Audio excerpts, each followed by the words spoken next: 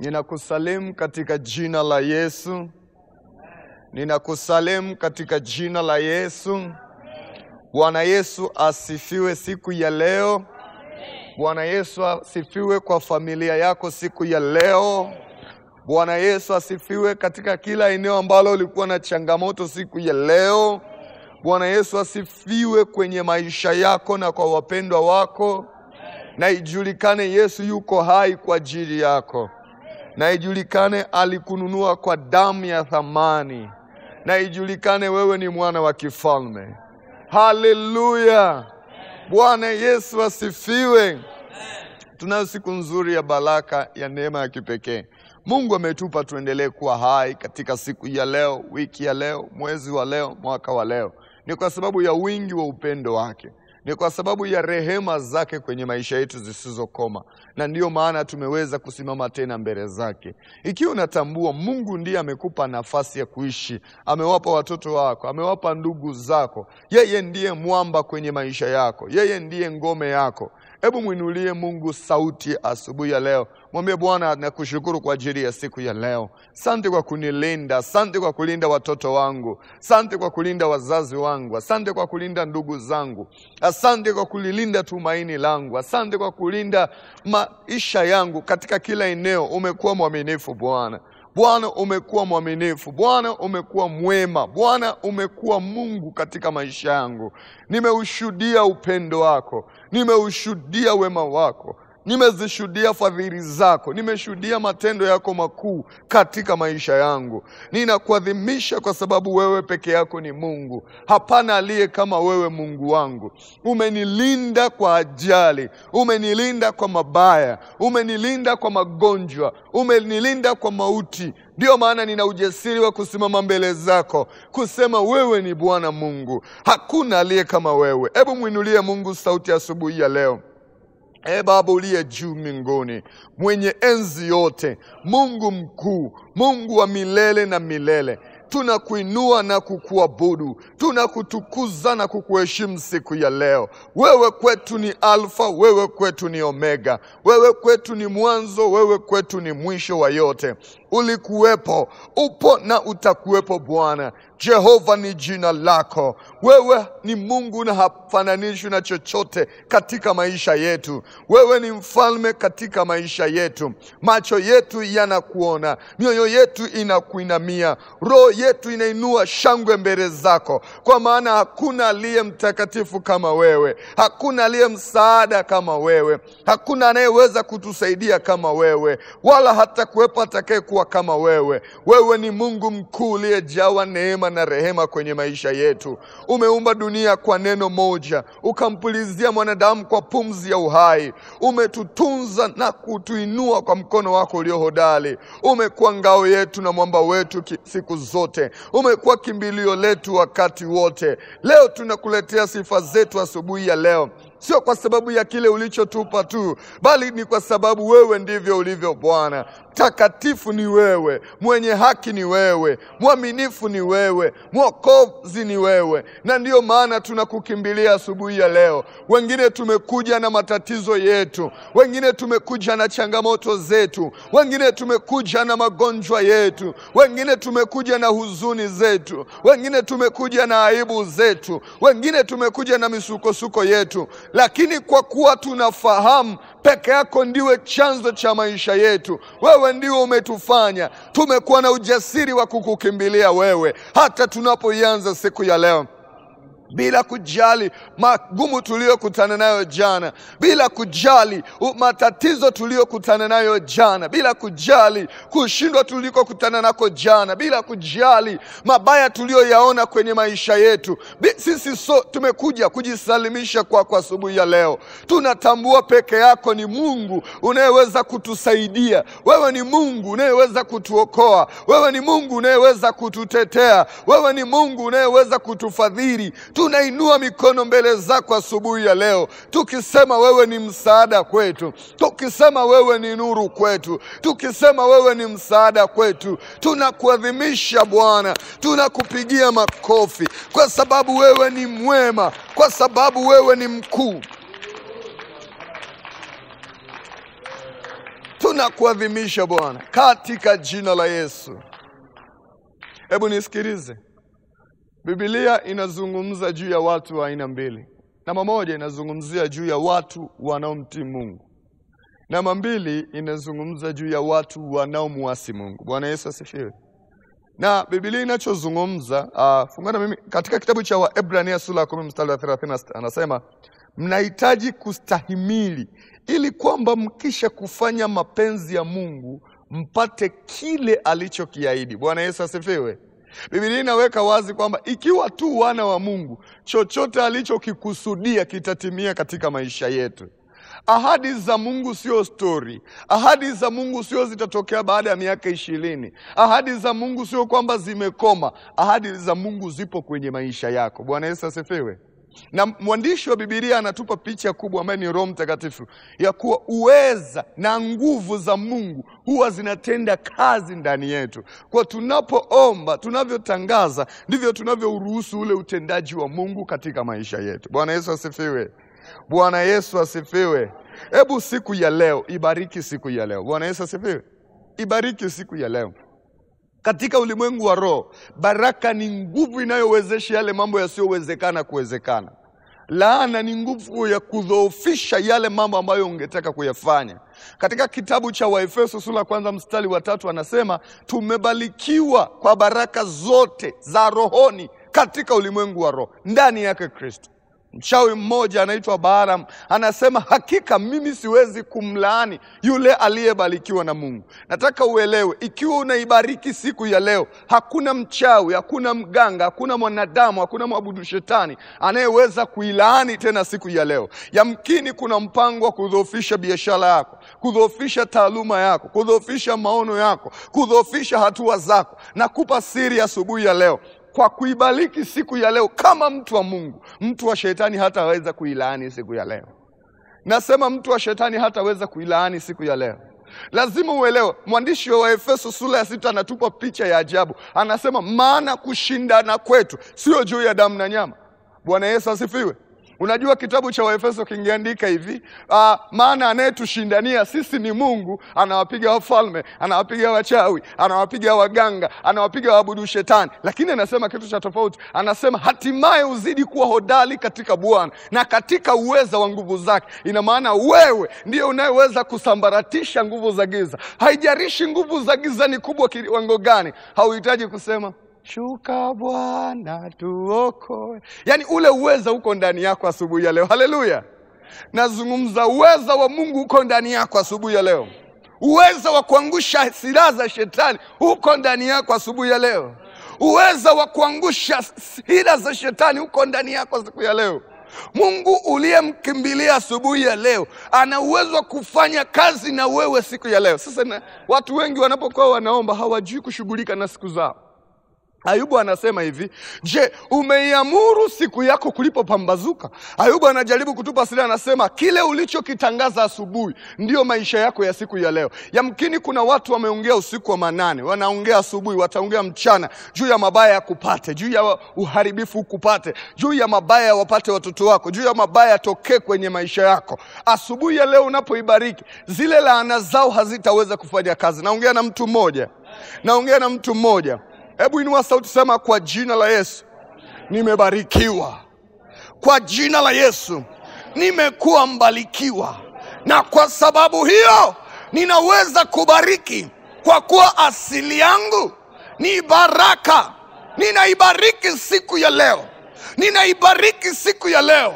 Siku ya leo itakuwa ni siku ambayo kila nitakalolifanya litawezekana, litazaa faida, litakuwa na matokeo.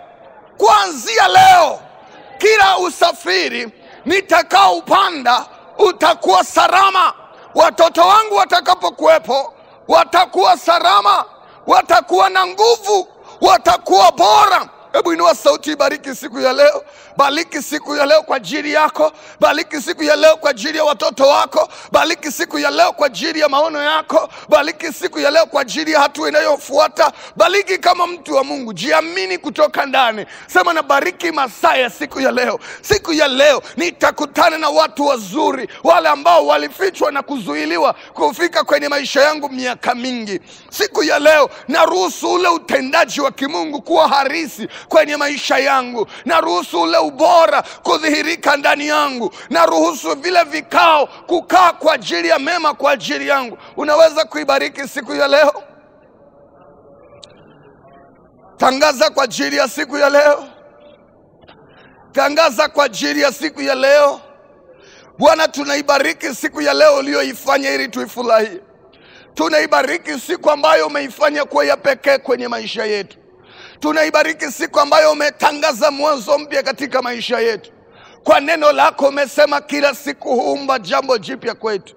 Nasi tunaibariki kwa sababu ya neno lako. Nasi tunaibariki kwa sababu ya jina lako. Nasi tunaibariki kwa ajili ya damu ya agano la milele la msalaba. Katika jina la Yesu tunaifanya kuwa ni siku ambayo uwezesho wako utakuwa juu yetu. Neema yako itakuwa juu yetu. Nasi tutashinda kila vita iliyo mbele yetu. Nasi tutavuka kila vizingiti vilivyo mbele yetu. Nasi hatutashindwa na kila kizuizi kilicho mbele yetu. Nasi hatutashindwa na upinzani wowote ambao uko mbele yetu. Tunaiweka siku ya leo mikononi mwako Bwana. Tukitoa mikononi mwa shetani. Tukiondoa mikononi mwa uharibifu. Tukiondoa katikati ya siku ya mauti. Katika jina la Yesu, ratiba za mauti, ratiba za magonjwa, ratiba za mabaya, ratiba za hasara, ratiba za uharibifu hazitakuwa na nguvu juu ya leo, kwa kuwa siku ya leo iko mikononi mwetu, nasi tumepewa na wewe Bwana. Acha tuibariki siku ya leo. Tunabariki masaa ya siku ya leo. Tunabariki masaa ya siku ya leo. Tunabariki sekunde za siku ya leo. Tunabariki dakika za siku ya leo. Siku ya leo itauleta utukufu wa Mungu kwenye maisha yetu. Siku ya leo italeta neema kwenye maisha yetu. Siku ya leo italeta ushindi kwenye maisha yetu. Siku ya leo italeta mambo mapya katika maisha yetu. Tunaibariki siku ya leo. Tunaibariki siku ya leo. Wale wanaoenda kuomba kazi, acha siku ya leo ikawe ni siku yao ya ushuhuda. Wale wanaoenda kuanza mahusiano ya kibiashara, acha iwe ni siku ya ushuhuda. Katika jina la Yesu, lolote linaloanzishwa na wewe mwana wa Mungu siku ya leo, nasema litafanikiwa kwa jina la Yesu. Lolote unalokubaliana nalo siku ya leo, kila mazungumzo utakayoyaweka siku ya leo, kila jambo utakalolitenda siku ya leo, acha uwe ni ushuhuda wa kimungu katika maisha yako. Katika jina la Yesu, naongea na kila mmoja mahali hapa. Naongea na kila mmoja anayenisikiliza. Maisha yako yamebarikiwa kwa ajili ya siku ya leo. Kampuni yako imebarikiwa katika jina la Yesu. Biashara yako imebarikiwa katika jina la Yesu. Taaluma yako imebarikiwa katika jina la Yesu. Ndoa yako imebarikiwa katika jina la Yesu. Uzao wako umebarikiwa katika jina la Yesu. Hebu iwe ni siku ya nuru siku ya leo. Siku ambayo baraka za Bwana zitaongea juu yako. Siku ambayo neema ya Bwana itaongea juu yako. Siku ambayo kibali cha Bwana kitaongea juu yako. Ninakubariki mwana wa Mungu katika jina la Yesu. Ninakubariki mwana wa Mungu katika jina la Yesu. Ninakuweka juu ya farasi wa Bwana. Nawe hautazuiliwa na kila adui. Nawe hautazuiliwa na kila adui. Nakupa upanga wa Bwana. Nawe utashinda kila vita iliyo mbele yako. Nawe utashinda kila upinzani ulio mbele yako. Katika jina la Yesu. Katika jina la Yesu. Pigia Bwana Yesu makofi.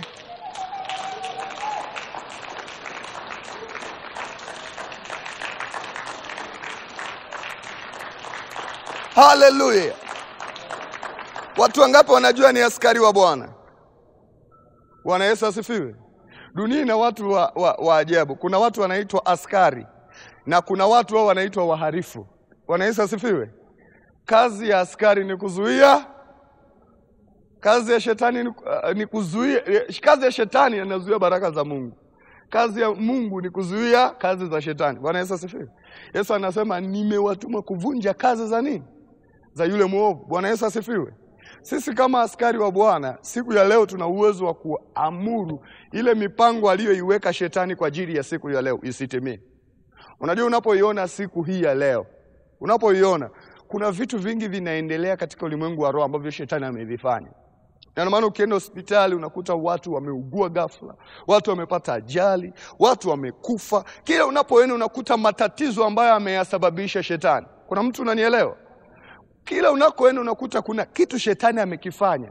Kuna kitu shetani amekitenda. Amesababisha kushindwa kwa watu. Amesababisha matatizo ya watu. Kama mwana wa Mungu, Biblia inasema hivi, nayo malango ya kuzimu hayatalishinda. Yesu anasema hivi, anataka kufanya yule mtu ambaye utakachokiongea kitakwenda na kinyume na ile mipango ya uovu. Hebu inua sauti sema, kwa jina la Yesu, kila mpango wa shetani juu ya siku ya leo ninaufuta. Kila kalenda ya shetani juu ya siku ya leo ninaifuta. Kila alichokusudia shetani ninakifuta. Ninakwenda kinyume na kila mpango wa uharibifu wa mabaya ulioandaliwa siku ya leo kwa jina la Yesu. Kila mpango shetani ameweka kutoka kwenye madhabahu zake, kwa jina la Yesu ninaongea kama mtu wa Mungu, huo mpango hautatimia. Hautatimia. Mpango wa magonjwa, mpango wa mauti, mpango wa hasara, mpango wa kukataliwa, ninaukataa katika jina la Yesu. Kila mpango aliyoweka shetani kukomesha ndoto zangu, kukomesha maono yangu, kukomesha furaha yangu, kukomesha nafasi yangu, huo mpango siku ya leo ninaufuta. Kuna mtu nataka uelewe kitu hiki. Nasikia ndani yangu nikwambie, unahitaji kujijua nafasi yako na uwezo wako. Bwana Yesu asifiwe. Yaani kama haujajijua wewe ni hatari kiwango gani, adui atakuonea. Kuna mtu unanielewa? Yaani kama hujajijua kwamba hivi ninavyoomba nashindana na shetani. Wakati mimi ni mzembe kama wewe kwenye kuomba, siku moja Roho Mtakatifu alinionyesha pepo huwa anafananaje. Yaani alinifunulia mapepo huwa yanafananaje, na yakiingia ndani ya mwanadamu huwa yanafanya nini. Tangu siku ile nilikuwa serious na kukamata na kudhibiti nguvu za giza. Bwana Yesu asifiwe. Yaani wewe ukiona hata roho ya hasira inafananaje. Yaani roho ya hasira inakuwa ndani ya DNA ya mtu, iko kwenye damu ya mtu. Anapoguswa kidogo linachachamaa hivi. Kuna vitu kama hujaweza kuvishinda, una bahati. Lakini Mungu ametupa nguvu ya kuvishinda vyote. Bwana Yesu asifiwe. Yaani kuna watu wamepangiwa mabaya, leo unaweza ukasema hapana, hayatatimia. Mama alikuwa ananiambia juzi, ananiambia nimemuona askofu fulani, nimemuona ameparalyze, hawezi kusimama. Kuna kitu unanielewa? Yaani adui ashapanga mpango kwamba mtu fulani lazima, mtu fulani aanguke. Hivi unaweza ukabatilisha kile shetani amepanga. Unaweza kubatilisha kile shetani amepanga kwenye ndoa yako, mwana wa Mungu. Unaweza kubatilisha kile shetani amepanga kwa watoto wako. Unaweza kubatilisha chochote ambacho amepanga juu ya uchumi wako. Kuna watu wanakaribia, tarehe za mishahara zinakaribia. Yanakwambia usipozuia leo yanaanza kutokea matatizo, ili ule mshahara ukitoka tarehe 22, 23, 24, 25 uende kutatua matatizo. Lakini ukidhibiti huu mpango wake, nasema mwezi utaisha ukiwa na hela malaika katika jina la Yesu. Hebu inua sauti sema, kwa jina la Yesu. Ninaingia kwenye ulimwengu wa roho, mahali ambapo kuna mipango ya shetani, na kuisambaratisha kwa moto wa Roho Mtakatifu. Kwa moto wa Roho Mtakatifu. Kila kilichoandaliwa, kila kilichopangwa, kitokee siku ya leo, kitokee wiki hii, kitokee mwezi huu, kitokee mwaka huu. Ninakifuta, ninakiondolea mbali kwa jina la Yesu. Kwa jina la Yesu. Kwa jina la Yesu.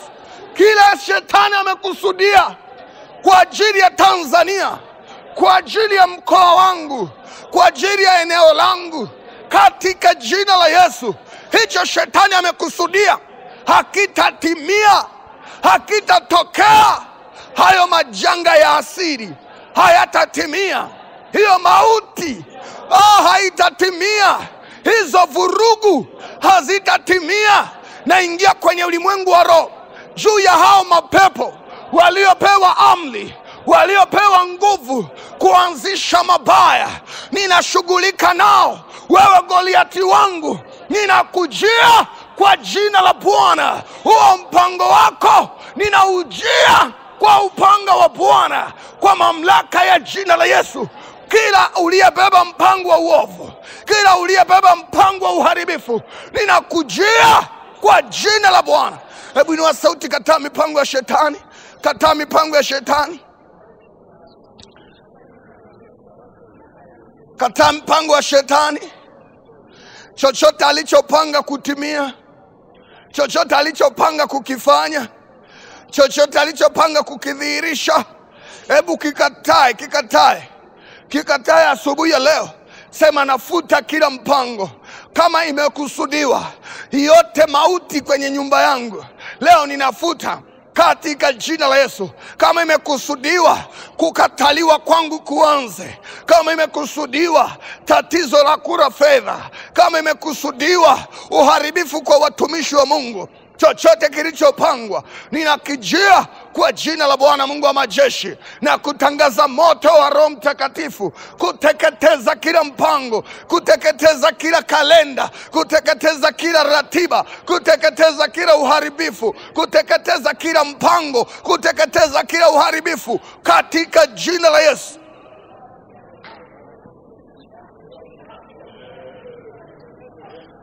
Futa hiyo mipango.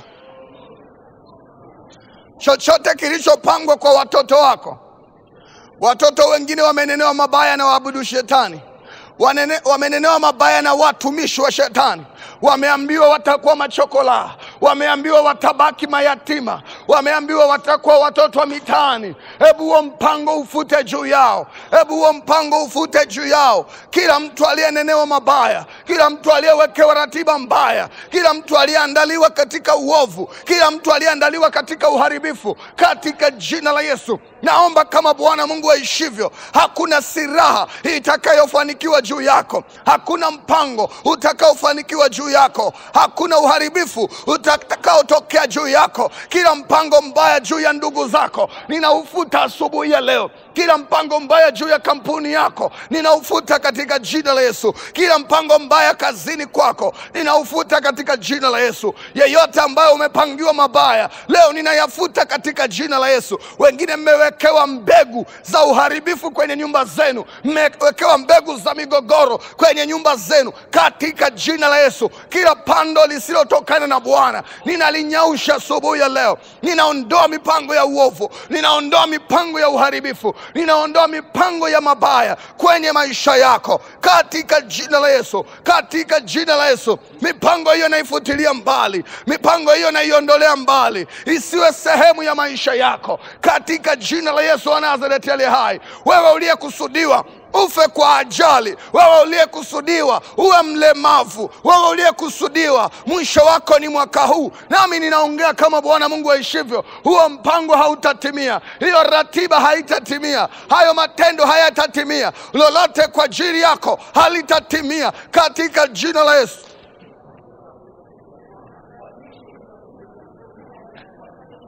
Katika jina la Yesu. Mipango mibaya haitakuwa harisi kwako. Wewe uliyeota mabaya yanatimia kwako, yanatimia kwa upendo wako. Nasema nabatilisha ratiba hiyo katika jina la Yesu. Wewe utakuwa salama. Mpigie Bwana Yesu makofi.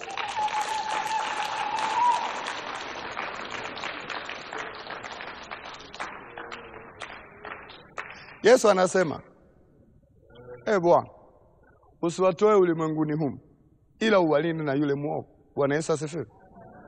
Uwe na uhakika yule muovu yupo. Yule muovu, yani Yesu hawezi kusema kitu ambacho hakipo. Yesu amesema kwa sababu muovu. Hebu inua sauti, sema Bwana Yesu, naomba siku ya leo unilinde. Naomba siku ya leo unifunike. Naomba siku ya leo unitetee. Naomba siku ya leo uniokoe na kila mabaya juu yangu na wapendwa wangu. Ututetee Bwana, utulinde Bwana, utuokoe Bwana, katika jina la Yesu. Hebu sema, ulinzi wako Bwana uachiliwe juu ya watoto wangu, uachiliwe juu ya ndugu zangu, uachiliwe juu ya maisha yangu. Unilinde na huo uovu katika jina la Yesu. Nataka uelewe kitu kimoja. Kuna watu hawaelewi Tanzania kinakuja kitu gani. Nilisema tangu mwaka jana, sikuwepo hapa Arusha, lakini nilisema nini kitatokea baada ya uchaguzi wa mwaka huu. Watu wanafikiria tu juu ya maandamano yatakayotokea, na wengine wanasema hayatatokea. Wengine wanafikiria juu ya kutiki watakako kutiki. Watu wanafikiri vitu rahisi, lakini nakwambia hakuna maisha yatakuwa magumu kama baada ya uchaguzi wa mwaka huu. Unajua nini kitatokea? Wale waliokuwa wanaisapoti Tanzania watasema hapana. Wale waliokuwa wanasimama na Tanzania watasema hapana. Hautakuwepo msaada Tanzania. Hakitakuwepo kitu chochote cha kusaidia Tanzania. Kitakachoendelea ni serikali itajaribu kuminya watu ili waweze kutoa fedha za kuendesha nchi. Mnakumbuka kile kipindi cha Nyerere, wale wa zamani, si mnakumbuka hata ukinunua viatu unaulizwa, wewe hela ya kununua viatu umeitoa wapi? Njoo utueleze. Kuna mtu unanielewa? Haya ni mabaya ambayo yanapangwa kutokea Tanzania. Yapo kwenye ulimwengu wa roho, imewekwa ratiba kabisa. Baada ya tarehe 1, ule ukurasa shetani ameandaa kuufungua wa maisha magumu Tanzania. Bwana Yesu asifiwe. Siongei kwa sababu nafikiria, naongea kwa sababu naona. Yaani kuna ukurasa, kuna page inafunuliwa na shetani juu ya Tanzania. Kwa hiyo usifikiri utakuwa salama kama leo uwezi kuongea juu ya hiyo page iondoke. Kama utosema mimi naomba Bwana uniweke Gosheni, haya mabaya yanapotokea nisiathirike kama watu hawa ambao hawana Mungu. Bwana Yesu asifiwe. Na kutadharisha mapema. Ukisema nina bashiri sijui utajua mwenyewe. Lakini nataka nikwambie, tuna kipindi kigumu cha kiuchumi kinakuja Tanzania. Yaani tuna kipindi kigumu. Yaani kigumu ambacho hujawahi kukiona Tanzania kinakuja. Kwa sababu yule tuliyekuwa tunatarajia tusaidie, hata tusaidie. Na bahati mbaya hatuna cha kuuza. Hatuna, labda tuuze watu tu. Hatuna cha kuuza. Kwa tunaenda kwenye kipindi kigumu. Sasa utasema, kwa nini tunaenda kwenye kipindi kigumu? Ni kwa sababu kanisa halina nguvu ya kuyazuia haya. Ila wewe leo unaweza kuyazuia. Bwana Yesu asifiwe. Bwana Yesu asifiwe. Kanisa halina nguvu ya kuyazuia. Nilikuwa namwambia rafiki yangu mmoja, nasema leo hatuwezi kwenda kinyume na Biblia. Yaani tangu kitabu cha Mwanzo mpaka Ufunuo hakuna mtumishi wa Mungu halisi aliyewahi kuwa mshangiliaji wa wanasiasa. Wote wanakuaga kinyume nao. Sasa hivi sasa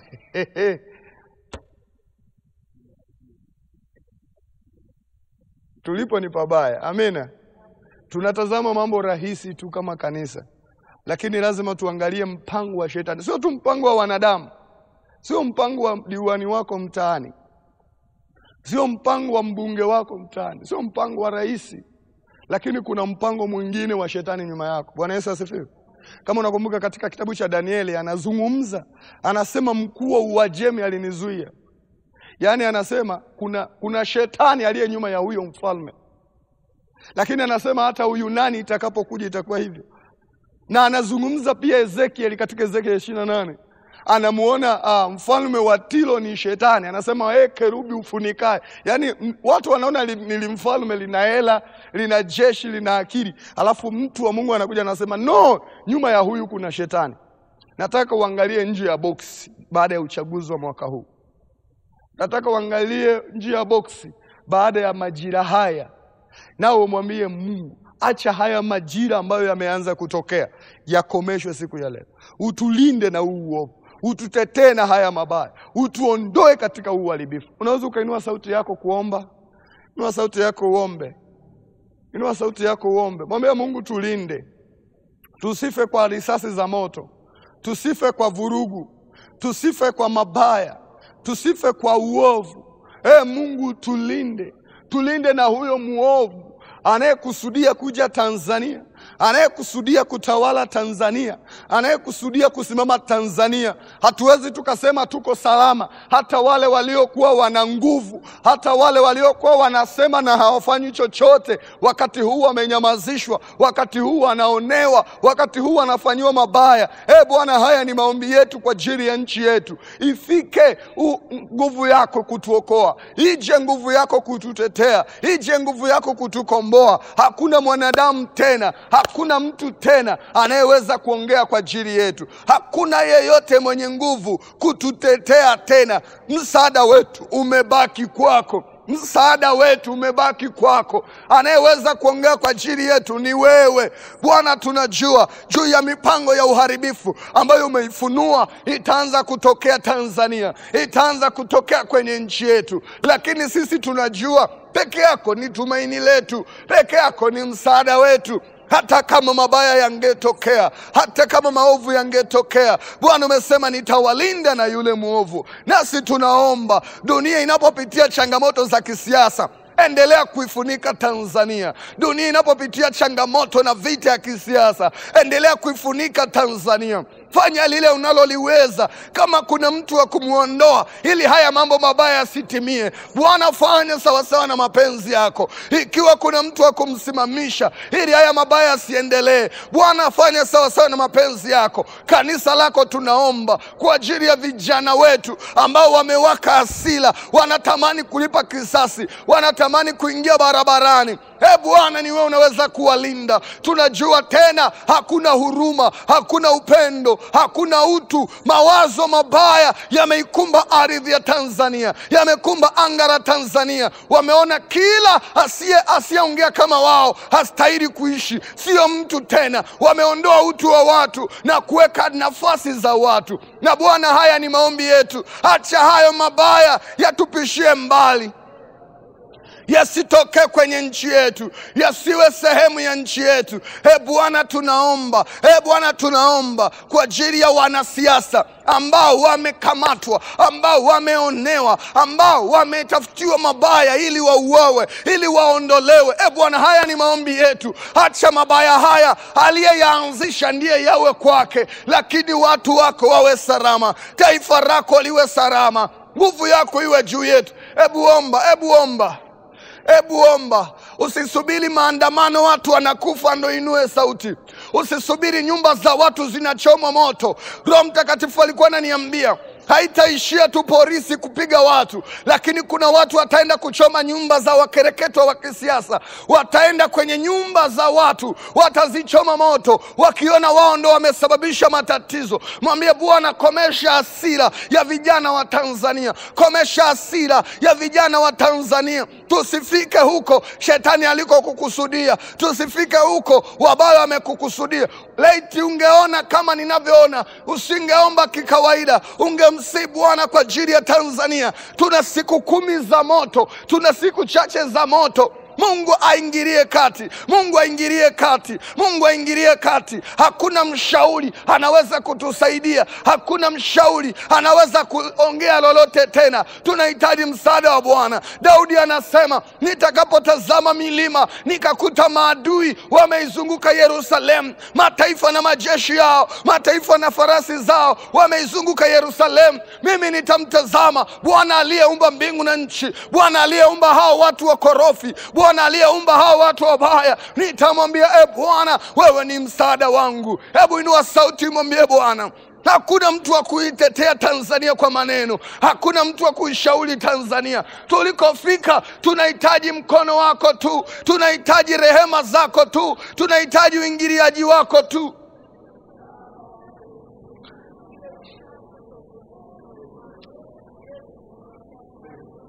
Inua sauti yako na uombe. Omba uingiliaji wa kimungu. Omba juu ya uingiliaji wa kimungu. Taifa letu tunakuhitaji Bwana. Kwa ajili ya vijana wetu tunakuhitaji. Kwa ajili ya wanasiasa tunakuhitaji. Kwa ajili ya watoto tunakuhitaji. Tunajua mataifa yanasubiri tu kunyamazisha misaada yao, kunyamazisha mikopo yao. Wengine wameahidi, mkifanya hivyo mtulipe hela zetu siku hiyo hiyo. Hakika Tanzania litakuwa taifa baya, litakuwa taifa lisilofaa. Hali ya uchumi itakuwa ngumu, lakini msaada wetu Bwana ni wewe. Unaweza badilisha uovu hata kwa siku moja. Unaweza kubadilisha mabaya hata kwa siku moja. Litazame taifa letu. Sisi ni kitovu chako Bwana. Ni mahali pako pa kutangaza wokovu kwa ulimwengu. Bwana, na haya ni maombi yetu. Mkono wako ulio hodari uendelee kuwepo Tanzania. Uendelee kuwepo kwenye ardhi ya Tanzania. Rehema zako ziongee. Rehema zako ziongee. Tusizione damu zinazomwagika. Tusione uharibifu unaoendelea. Ni wewe unayeweza kutusaidia Bwana. Ni wewe unayeweza kutulinda Bwana. Ni wewe unayeweza kututetea Bwana. Katika jina la Yesu. Mwambie Mungu, achilia nuru yako kila mahali palipo na giza Tanzania. Achilia nuru yako kwenye mioyo migumu ya Watanzania. Achilia nuru yako kwa kila mmoja ambaye ameandaliwa kutumikishwa na shetani Tanzania.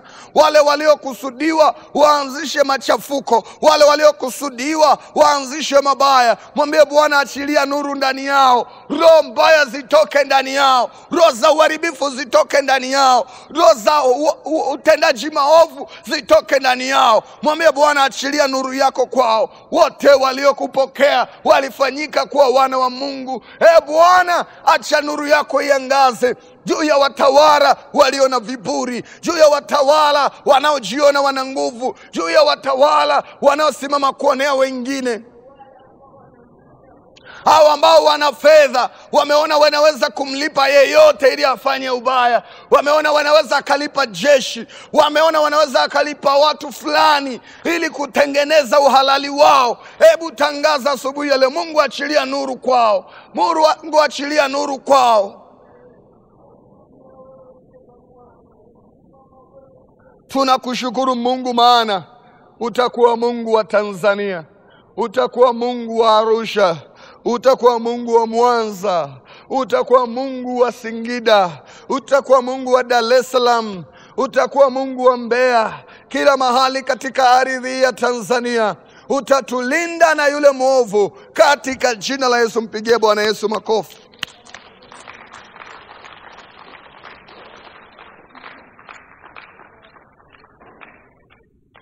Bwana Yesu asifiwe. Ningeomba tumtafute Mungu kabla mabaya hayajaanza. Amina. Hizi siku zilizobaki unaweza ukamwomba Mungu kwa ajili ya taifa. Unajua kwa nini Rwanda? Kama umefika Rwanda kuna wokovu wa hali ya juu sana. Watu wa Rwanda wameokoka. Hawana utani. Ni kwa sababu ya ile ya 94. Sasa tusiingie kwenye mabaya ndo tuombe. Tutakuwa hatuna akili, si ndio? Yani maombi ya Watanzania huwa hayashindwi. Yani kama unakumbuka miaka michache Tanzania ilikuwa iguswi na corona, ila hapa jirani watu wanakufa. Tunakumbuka Yani sisi ni watu ambao tumependelewa na Mungu. Sisi ni taifa la Mungu. Ni Israeli ya pili. Mungu huwa hatuachagi. Amina. Mungu huwa hatuachagi. Tuna mambo mengi yanaendelea. Yani ukiweza kuombea taifa afu Mungu akakuonyesha, unaweza mpaka ukasema Mungu wangu. Mungu wangu. Hizo fedha zinazomwagwa kulipa watu waumize wenzao, unajiuliza mpaka zinatoka wapi? Yani mengine hatuyapati kwa taarifa za mashushushu. Zingine tunapata kwa taarifa za mbinguni. Ni kweli wafanyakazi mtapigwa hela nzuri sio muda mrefu. Na wengine mmeishapigwa. Lakini hatuhitaji kupata ushindi kwa kununua, si ndio? Hatuhitaji kumfurahisha mtu kwa siku mbili tu, hapana. Tunahitaji kumtafuta Bwana kwa ajili ya Tanzania. Na haya yote unajua amefikia wapi? Hatuna watu hatuna watu wanaoenda kushika nafasi za kisiasa ambao hata wana chembe ya kumjua Mungu. Si mnaelewa eh? Yule rais wa Marawi yule ambaye amemaliza muda wake, zimepigwa kura hata wapinzani hawajasema, anamwambia mpinzani, jamani mimi nimeshindwa. Unajua kwa nini? Yule baba ndo aliyekuwa askofu mkuu wa Assemblies of God kwenye ile nchi. Amewaonyesha maana ya neno wokovu. Tukishindwa tunanyamaza, tukishinda tunatawala. Amina. Sasa Tanzania sasa sijasema Gwajima awe rais. Kwanza sijasema, si ndio eh? Ila wewe unaweza ukawa rais. Wewe unaweza ukawa mbunge. Wewe unaweza ukawa diwani. Amina. Nafasi bado ipo. Siseme wajumbe watu nipitishe. Mungu atakupitisha mwenyewe. Haleluya. Haleluya. Kama una mzigo ndani yako, kuwa na siku za kufunga kwa ajili ya taifa. Narudia, usisubiri kufunga wakati damu zinaonekana mbele yako. Amina. Yani nilienda nyumbani kwetu, kuna diwani mmoja alitengeneza, wewe ukijulikana ni wa chama fulani, yani kama hutokufa una Mungu mwingi. Yani amefanya ukatili wa ajabu. Kwa hiyo watu wamejificha ndani yao wakisema sisi ni chama fulani, lakini sio chama hicho. Maana ukijulikana tu yani utapigwa, yani utatengenezewa kesi ya wizi, utapigwa mpaka basi. Sasa jaribu kufikiri mioyo ya watu, yani mtu anasema mnasemaje? Tarehe 29 sisi tunatoka, sisi tunatiki hivi. Yani mtu anakuuliza yule, yani mpaka nisiseme yakanipata mabaya. Amina. Na nimewapa mtazamo. Wengine mlikuwa mnafikiri watakao tiki wako salama. Kuna vijana shetani amewapulizia pumzi. Yani wanakuja wanakagua, huyu kapiga kura, wanachoma nyumba moto. Mnafikiri natania eh? Subiri kidogo. Lakini tukiomba hayatatokea. Amina. Tukiomba hayatatokea.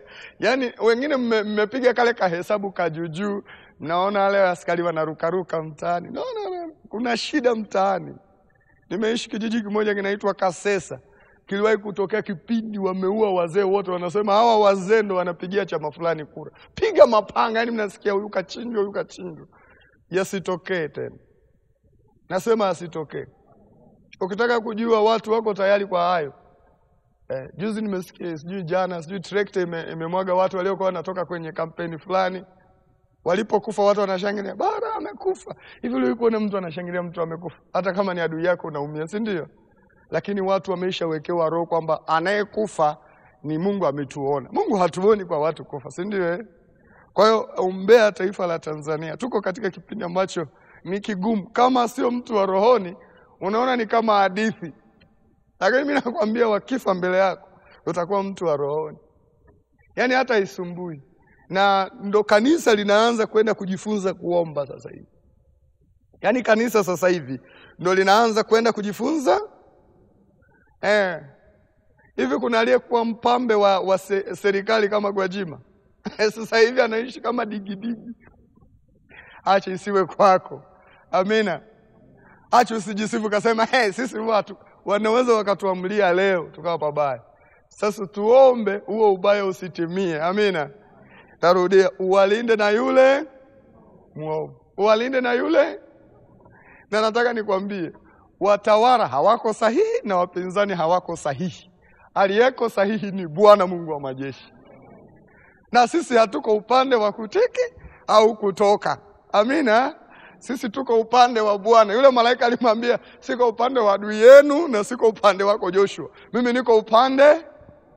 Na sisi tunapoomba usianze sasa kuwataja wanasiasa unaowapenda. Sisi tuko upande. Na jitahidi uombe. Amina. Jitahidi. Huwezi kufunga siku 7 ukafa, hapana. Hata kama una vidonda vya tumbo, njoo nikuombee utafunga bila shida. Amina. Nimekutisha. Sasa si ndo nilioyaona. Sasa mimi niseme nifanyeje? Ndo nilioyaona. Ombea nchi. Amina. Na wewe ndo mshirika wangu ambaye ninakuamini utaombea, kwa sababu ndo tuko wote siku ya leo. Amina. Kwa usipuuze jambo hili. Unapoanza siku ya leo, Mungu awe pamoja na wewe katika harakati zako zote katika jina la Yesu. Hatua zako ziongozwe na Bwana kwa jina la Yesu. Maono yako yaongozwe na Bwana katika jina la Yesu. Hatua zako zote ziongozwe na Bwana katika jina la Yesu. kuwa sehemu ya washindi na watu watakaopata matokeo makubwa na mazuri katika yale wanayoyafanya leo kwa jina la Yesu. Chochote utakachokifanya leo iwe ni mbegu itakayoyafanya maisha yako kuwa bora na maisha yako kuendelea mbele katika jina la Yesu. Ulipokuwa umekwama, pokea upako wa kuendelea mbele kwa jina la Yesu. Ulipokuwa umeshindwa, pokea upako wa kuendelea mbele katika jina la Yesu. Ulipokuwa umezuiliwa, pokea upako wa kuendelea mbele katika jina la Yesu. Ninakutangazia kuanzia leo na kuendelea, mwanzo mzuri unamea kwenye maisha yako katika jina la Yesu. Mwanzo mzuri unatokea kwako katika jina la Yesu. Pokea neema na rehema za Mungu siku ya leo kwa jina la Yesu. Pigie Bwana Yesu makofi. Shika sadaka yako kwa Bwana. Bwana, hii ni asubuhi ambayo watoto wako tunakutambua ni Mungu kwetu kwa sadaka. Ebu sadaka hizi zinazotolewa kwako ziwe sehemu ya mbegu katika madhabahu yako. Watoto wako wanakuamini wakijua Mungu utakuwa baba yao kwa ajili ya taifa letu, kwa ajili ya familia zetu na kwa ajili ya kazi za mikono yetu. Nao wanasema tunakuabudu wewe na kukuheshimu kwa sadaka zetu. Kila anayekutolea sadaka asubuhi ya leo ni kwa sababu ya upendo wake kwako. Yatazame na yaguse maisha yake sawa sawa na upendo wako katika jina la Yesu wa Nazareti aliye hai.